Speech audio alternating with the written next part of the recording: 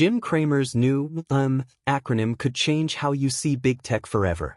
Cramer reveals the hidden factors driving these stocks and hints at what could be next for the market's biggest players. Especially when all of their stocks had hit some pretty hideous darn levels earlier in the quarter.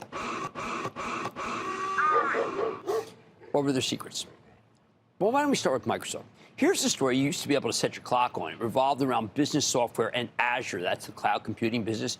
In January, Microsoft shocked the world by missing Azure's numbers. Yep, they blew the estimates. The division grew 31%, but the street was looking for 31.9%. Coming from a company that rarely misses and almost always guides up, this was seen as a stunning defeat, and the stock dropped over 6% immediately. Stock fell from 442 before it reported to around 345 at its lows in April. But when Microsoft reported again at the end of April, their Azure business actually grew at a 33% clip. I know it seems like nothing, a gossamer twig, but it drove the stock right up to $500 at the end of the quarter. On less than 2 percentage points of growth, the stock added over $150 and hit the new high list. Nvidia's stock started the year at $134. Little did we know that this stock, after years of being an institutional holding, had switched to become a favorite of individual investors. And even the meme stock guys who were trading it around the clock, they picked a lousy time to get long. First, at the end of January, we found out about some Chinese dollar store outfit, AI outfit, DeepSeek, which said it could make quality AI models for much less money. Everyone acted like this was the end of the whole AI story, including Nvidia hardware, even though DeepSeek never even broke out its hardware costs, deep subterfuge. Eventually, Nvidia stock had an anemic bounce in March, coinciding with the annual GTC festival we went to, where CEO Jensen Huang wowed us with what the next generation platform could do.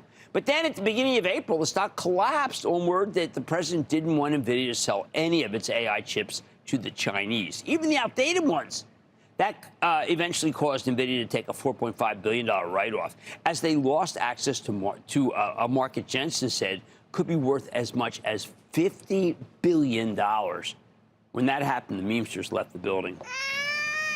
Stock bottomed at 86 bucks and change in April. Can you believe it? And that was time to buy, as Nvidia began its unheralded run all the way to $158, where it closed last night.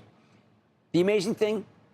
This rally was based on nothing more than semiconductor superiority and persistent demand from the hyperscalers, the same things that had the stock roaring all last year. I guess you could say that there was nothing wrong with Nvidia the whole time. Finally, there's the toughest one to explain, Meta.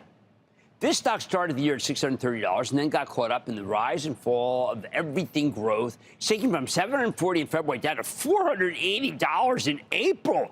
A week later, and only a few points from the bottom, Meta reported a magnificent quarter that crushed the estimates. On the conference call, we discovered you no longer needed to advertise anywhere else save Amazon and Google. They didn't mention that, but that's me. On that call, you realized that when you go with Meta, your ad will be shown only to the people who want to buy your product. No other medium, save maybe the NFL, seems to reach anyone these days. And that's why the stock finished the first half at $738 yesterday. This machine really works. So what did we discover? Microsoft doesn't miss more than once. Nvidia's artificial intelligence chip remain unrivaled.